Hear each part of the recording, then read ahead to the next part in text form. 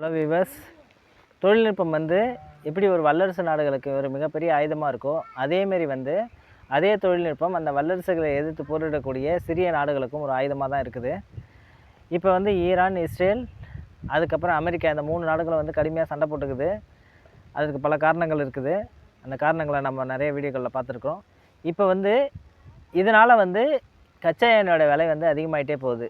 இப்போ மிக முக்கியமான அந்த ஜலசந்தி ஹார்மூஸ் ஜலசந்தியை வந்து என்ன பண்ணியிருக்காங்க, ஈரான் வந்து தன்னோட கட்டுப்பாட்டில் வச்சுக்கிட்டு அதன் மூலமாக வந்து தனது நட்பு நாடுகளில் ஒண்டி தான் எண்ணெய் ஏற்றிட்டு போகணும். வேறு எந்த நாட்டோட எண்ணெய் போனாலும் வந்து அதில் வந்து வெடி வச்சு தகர்த்துருவோம், அதை சுட்டு வைத்திருவோம் அப்படின்னு வந்து சொல்லி மற்ற நாடுகள் யாரோட இதையும் வந்து அவங்க அனுமதிக்காத இருந்துருக்குறாங்க. இந்த ஹார்மூஸ் ஜலசந்தி வழியாக தான் 20% வந்து எண்ணெய் வியாபாரம் நடந்துகிட்டு இருக்குது. இது தடைப்பட்டதுன்னா கண்டிப்பாக வந்து எண்ணெயோட விலை வந்து ஏறுறதுக்கு, கச்சா எண்ணெயோட பேரலோட விலை வந்து ஏறுறதுக்கான வாய்ப்புகள்லாம் அதிகம்.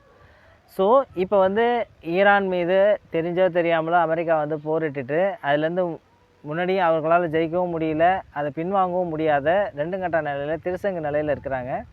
ஒரு நாட்டை மிரட்டுறதுக்கு அவங்க என்ன பயன்படுத்துகிற ஒரு ஆயுதம் என்னென்னா டாலரை காட்டி தான் அவங்க மிரட்டிட்டு இருந்தாங்க. எங்கள் டாலரோட ஏன்னா ஃபுல்லாகவே வந்து வர்த்தகம் நடக்கிறது எல்லாமே வந்து கரன்சி வந்து டாலரை பேஸ் பண்ணி தான் வந்து வர்த்தகம் நடந்துகிட்ருக்குது ஆயிலு. ஸோ இப்படி நடந்துகிட்ருக்கப்போ வந்து உங்கள் மீது வந்து பொருளாதார தடை விதிச்சிடுவேன் அப்படி இப்படின்னு சொல்லிட்டு அவர்கள் வந்து மிகப்பெரிய த்ரெட்டை கொடுத்துட்டு இருந்ததுனால எல்லா நாடுகளும் அஞ்சு அவர்களோட பொருளாதார தடைக்கு அஞ்சு வந்து அவங்க வந்து அமெரிக்கா சொல்கிறபடி ஆடிட்டு இருந்தாங்க. ஆனால் இந்த மாதிரி ஒரு சூழலில் வந்து எல்லா நாடுகளும் கேட்கும், ஒரு சில நாடுகள் வந்து விதிவிலக்காக இருக்கும்.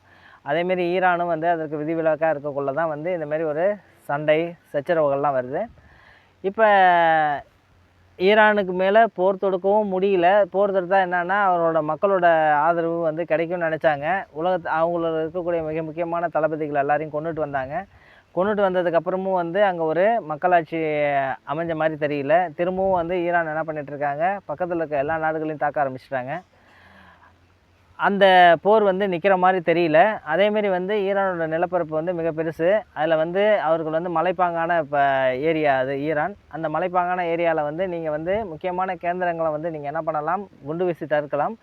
ஆனால் வந்து அதை ஃபுல்லாக கைப்பற்றணும்னா தரைப்படையை வச்சு தான் கைப்பற்றணும். டாங்கிகள், இராணுவ வீரர்களை வச்சுட்டு இந்தமாரி மலைப்பாங்கான ஏரியாவில் வந்து நீங்கள் சமவெளியிலேருந்து தான் போய் தாக்கணும். தாக்குறப்போ வந்து உங்களுக்கு வந்து அந்த மலை மேலே இருந்துக்கிட்டு அவர்கள் பதுங்கிக்கிட்டு அவங்கள தாக்குனாங்க அப்படின்னா வந்து அந்த எதிரிகளை தாக்குனாங்க அப்படின்னா இவர்களால் சமாளிக்கிறது மிக மிக கடினம். ஸோ இந்த தரைப்போர் அப்படின்னு ஒன்று ஆரம்பித்ததுன்னா மிகப்பெரிய அழிவுகளை 2 தேசமும் சந்திக்கும். அமெரிக்காவுக்கும் மிக அதிகமான இழப்புகள் வந்து கண்டிப்பாக வரும். ஸோ இதனால் வந்து முன் வச்ச காலை பின்னாடியும் வைக்க முடியல, முன்னாடியும் வைக்க முடியாத வந்து இருதலை கொல்லி மாதிரி எறும்பாக வந்து தவிச்சிட்டு இருக்கிறாங்க. ஸோ இதுக்கான மிக முக்கியமான காரணம் என்னென்னா அந்த எண்ணெய் வியாபாரம் தான். இப்போ என்ன பண்ணுறாங்க, 2006 கிட்டத்தட்ட ஈரான் என்ன பண்ணுறாங்க, தன்னோட எண்ணெய்களை வந்து விற்கிறாங்க. என்ன விற்கிறாங்க, எப்படி விற்கிறாங்க அப்படின்னா வந்து டாலரில் தான் வந்து இவங்க விற்கணும்னு சொல்கிறாங்க. நீ என்னடா உன் டாலரில் விற்கணும்னு சொல்கிற, நான் வந்து என்னோடய சொந்த கரன்சிலே விற்கிறேன் அப்படின்னு சொல்லிட்டு அவர்களோட நட்பு நாடுகளான ரஷ்யா, அதுக்கப்புறம் வந்து சைனா, இந்தமாரி நாடுகளுக்கு வந்து சொந்த கரன்சிலே வந்து என்ன பண்ணுறாங்க, வியாபாரம் பண்ண ஆரம்பிக்கிறாங்க. இப்படி இவர்கள் சொந்த கரன்சிலே வியாபாரம் பண்ண ஆரம்பித்தாங்க அப்படின்னா வந்து டாலரோட மதிப்பு குறைஞ்சிரும். அதோட கடன் பத்திரங்களோட இதெல்லாம் வேல்யூலாம் குறைஞ்சிரும். ஸோ அப்போ யார் அந்த கடன் பத்திரங்களை இது பண்ணுற நாடுகள் மீது அமெரிக்கா மேலேயே வந்து பொருளாதார தடைகள்லாம் விதிக்க முடியாது. அதனால் அவர்கள் என்ன பண்ணுறாங்க அப்படின்னா வந்து ஈரான் மீது வந்து ஒரு பொருளாதார தடையை விதிக்கிறாங்க. ஈரான் மீது பொருளாதார தடைகளை விதித்தாலும் அவர்கள் என்ன பண்ணுறாங்க, அதையும் மீறி இந்த வேலையை செஞ்சிட்ருக்கிறாங்க. இப்போ வந்து இந்தியா வந்து என்ன பண்ணாங்க, இந்தியாவிட்ட எப்படி ட்ரேட் பண்ணுறாங்க அப்படின்னா வந்து கோதுமை, அரிசி, இந்தமாரி மருந்து பொருட்கள் எல்லாம் வந்து வாங்கிக்கிட்டு அதுக்கு பண்டமாற்று முறையில் அதற்கு பதிலாக அவர்கள் குரூடாயில் வந்து கொடுத்துட்டு இருந்தாங்க இந்தியாவுக்கு. அது வரைக்கும் நம்மளுக்கு வந்து தடையெல்லாம் வந்து ஆயில் வந்து வந்துட்டு இருந்தது. இதில் வந்து இது வரைக்கும் போயிட்டு இருந்த வரைக்கும் ஃபைனு. இவர்கள் வந்து பொருளாதார தடை விதித்தவொடனே உலக நாடுகள் எல்லாமே என்ன பண்ணாங்க, அவர்கள்ட்ட நேரடியாக வந்து எதையுமே பண்ண முடியல, நேரடியாக வந்து வியாபாரம் பண்ண முடியல அமெரிக்காவோட பொருளாதார தடையினால். ஸோ அதற்கு பயந்துக்கிட்டு அவர்கள் வந்து மௌனமாக இருக்காங்க. ஆனாலும் அதையும் மீறி நம்ம சொன்ன அதே டெக்னாலஜி வந்து எப்படி வந்து உலக வல்லரசு நாடுகளுக்கு ஒரு ஆயுதமாக இருக்கோ அதே அந்த டெக்னாலஜி யூஸ் பண்ணி அவர்கள் என்ன பண்ணுறாங்க, அமெரிக்கன்ஸை ஃபூல் பண்ணுறாங்க. இப்போ ஒவ்வொரு நாடுகளுக்கும் போர்க்கப்பல்லையும் வந்து ஒரு ஜிபிஎஸ் சிக்னல் இருக்கும். அது எங்கே போகுது வருது அப்படின்ற அந்த ட்ராக்கிங்லாம் இருக்கும். அது வந்து சிக்னலை தொடர்ந்து அனுப்பிக்கிட்டே இருக்கும். இப்போ ஈரானோட போர்க்கப்பல்லாம் என்ன பண்ணுவாங்க அப்படின்னா வந்து அந்த எல்லையை அந்த ஈரானை நோக்கி வந்து அந்த கப்பல் வந்ததுக்கப்புறம் என்ன பண்ணிடுவாங்க, அந்த சிக்னலை வந்து ஆஃப் பண்ணிடுவாங்க. ஆஃப் பண்ண உடனே அந்த எல்லைக்கு வந்ததுக்கப்புறம் சிக்னல் ஆஃப் பண்ணிடுறாங்க. அந்த கப்பல் எங்கே இருக்குது ஏது இருக்குதுன்னு யாருக்குமே தெரியாது. அதுதான் சேட்டலைட் மூலமாக என்ன பண்ணிகிட்டு இருப்பாங்க, அமெரிக்கா வந்து கண்காணிச்சிட்டு இருக்கும். ஸோ இப்போ அது திடீர்னு காணா போயிடும் நடுக்கடலில். அவர்கள் எண்ணெயில் என்ன பண்ணுவாங்க, ஈரான் அந்த எண்ணெயை வந்து என்ன பண்ணுவாங்க, இந்த கப்பலில் ஏற்றுவாங்க. ஏற்றினவனே அதை எடுத்துகிட்டு போய் நடுக்கடலில் இன்னொரு கப்பலுக்கு வந்து இன்னொரு கொடியோடு இருக்கும், வேறு ஒரு கொடியோடு இருக்கக்கூடிய நாட்டு கப்பலுக்கு வந்து அந்த எண்ணெய்களை வந்து நடுக்கடல்லே வச்சு மாற்றுவாங்க. மாற்றினதுக்கப்புறம் அங்கேயே அவர்கள் வந்து என்ன பண்ணியிருப்பாங்க, அதற்கான ஆவணங்களை தயாரிச்சிருப்பாங்க. என்னென்னா இந்த எண்ணெய் வந்து வேறொரு நாட்டிலேருந்து வாங்கின மாதிரி ஒரு ஆவணங்களை வந்து தயாரிச்சிருப்பாங்க. ஆவணங்களை தயாரிச்சுட்டு யாராவது நடுக்கல யார் அமெரிக்கன்ஸு யாரோ வந்து இன்டர்பிரட் பண்ணால் கூட கேட்டாலோ வந்து அவர்கள் வந்து அந்த ஆவணங்களை காட்டுவாங்க. இந்த எண்ணெய் ஈரானிலேருந்து வாங்கப்படவில்லை அப்படின்ற ஒரு உறுதிமொழி அதில் இருக்கும். அதை வேறு ஒரு நாடு கொடுத்த மாதிரி இருக்கும், வாங்கின மாதிரி. ஸோ இந்த மாதிரி வச்சுட்டு தான் அவங்க என்ன பண்ணிகிட்டு இருந்தாங்க, கடந்த ஒரு 15-20 வருஷமாக வந்து ட்ரேட் பண்ணிகிட்டு இருந்தாங்க. இது தெரியாதெல்லாம் கிடையாது அமெரிக்காவுக்கு, அவங்களால கண்டுபிடிக்க முடியல.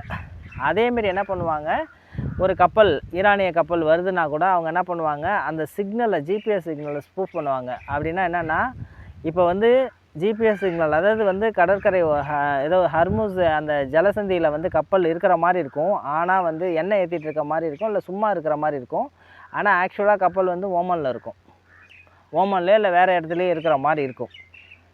இல்லை ஓமனில் வேறு இடத்துல இருக்கிற மாதிரி அந்த கப்பலோட அந்த சிக்னலை இது பண்ணிவிட்டு மாற்றி அமைச்சிட்டு அவங்க என்ன பண்ணுவாங்க, அந்த எண்ணெய் ஏற்றிட்டு இருப்பாங்க ஹர்முஸ் ஜலசந்தியில். ஸோ இந்த மாதிரி வரக்கூடிய எண்ணெய்கள் வந்து திரும்பவும் வந்து நடுக்கடலுக்கு வரும். நடுக்கடலுக்கு வந்தவொடனே வந்து ஐஎம்ஓ நம்பர்ஸே மாற்றிடுவாங்க.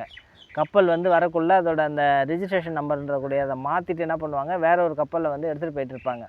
ஸோ இந்த மாதிரி எடுத்துகிட்டு போயிட்டு தான் வந்து வியாபாரத்தை வந்து பண்ணிகிட்டு இருந்தாங்க.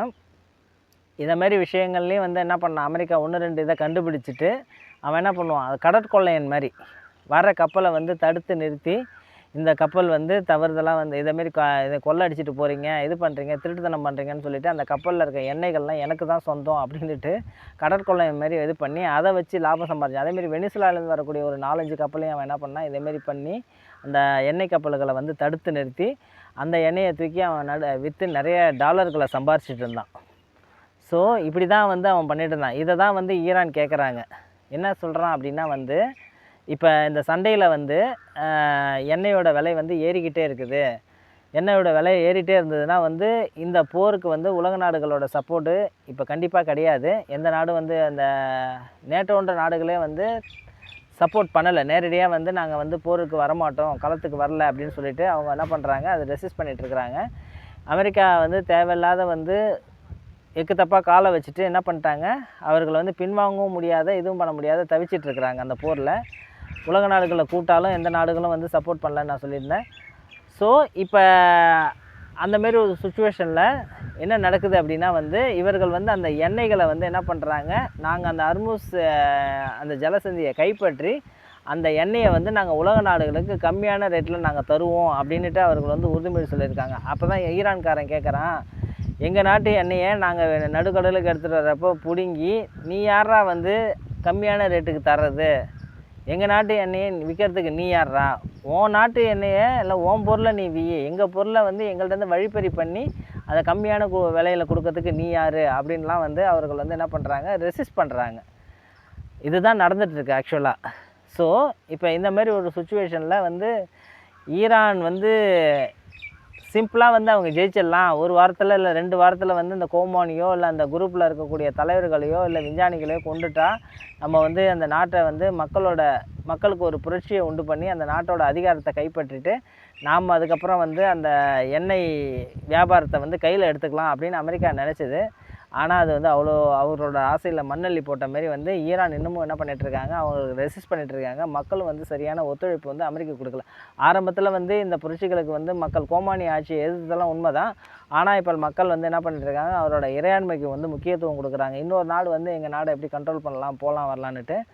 ஸோ இதில் வந்து ரொம்ப ஹாப்பியாக இருக்கிறது யார் அப்படின்னா இஸ்ரேல் தான். அவர்களோட டார்கெட் வந்து எண்ணெய் வியாபாரன்றதை தாண்டி ஈரான் வந்து அணுகுண்டு இது பண்ணக்கூடாது, அவரோட ஏவுகணை பலத்தை வந்து அழிக்கணும். அதேமாரி அவர்கள் அணு ஆயுத நாடாக ஆகக்கூடாதுன்ற குறிக்கோள் தான் அவர்களுக்கு அல்டிமேட் அப்ஜெக்டிவ் அதுதான். ஸோ அதை நோக்கி அவங்க வந்து என்ன பண்ணிட்டுருக்காங்க, அழகாக நவுந்துட்டுருக்குறாங்க. இஸ்ரேல் வந்து அடித்து விளாட்றாங்க. இப்போ அமெரிக்கா தான் 2 கட்டானா இருக்குது. அமெரிக்காவுக்கு வந்து உள்நாட்டிலே வந்து நிறைய எதிர்ப்புகள்லாம் வர ஆரம்பிச்சிருச்சு. ஏன்னா எப்போ பார்த்தாலும் போருன்றது வந்து அவர்களுக்கு வந்து ஒரு பிடித்த விஷயந்தான். அந்த போரில் வந்து அவர்கள் வந்து வியாபாரம் தான் பண்ணுவாங்க. தன்னோட அதிநவீன ஆயுதங்களை விற்கிறதுக்கு, அதுக்கப்புறம் அதன் மூலமாக ஏதாவது ஆதாயம் அடையறதுக்கு தான் அவர்கள் பார்ப்பாங்க. இங்கே பொறுத்த வரைக்கும் இன்ன வரைக்கும் அவங்களுக்கு எந்த ஒரு இதுவும் கிடையாது. மிகப்பெரிய இழப்பு தான். இப்போ உக்ரைனுக்கும் ரஷ்யாவுக்கும் நடந்த போரில் வந்து இந்த நேட்டோ நாடுகள்லாம் ஆயுதங்கள்லாம் கொடுத்துட்டு ஒன்றுமே இல்லை, உப்புக்கு ஜப்பானியை வந்து பெரிய ஹீரோ மாதிரி ஆக்கின மாதிரி ரஷ்யாவுக்கு வந்து எவ்வளோ பெரிய இழப்புகள்லாம் உண்டு பண்ணாங்க. அதுக்கு கொஞ்சமும் சளைக்காத ஒரு இழப்பை தான் வந்து அமெரிக்கா வந்து இங்கே பார்த்துட்ருக்குறாங்க. இப்போ புட்டின் வந்து அங்கே அவர் என்ன சந்தித்தாரோ அதே ஒரு நிலைமை வந்து அமெரிக்காவுக்கு வந்துடுச்சு.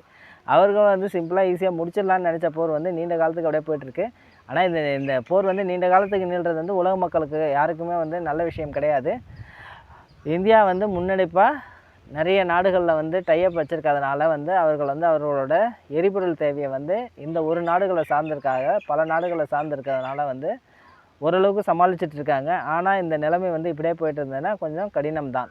இந்த நிலைமை வந்து வெகு விரைவில் வந்து முடிவுக்கு வந்து அந்த இடத்துல அமைதி நிலவணும்.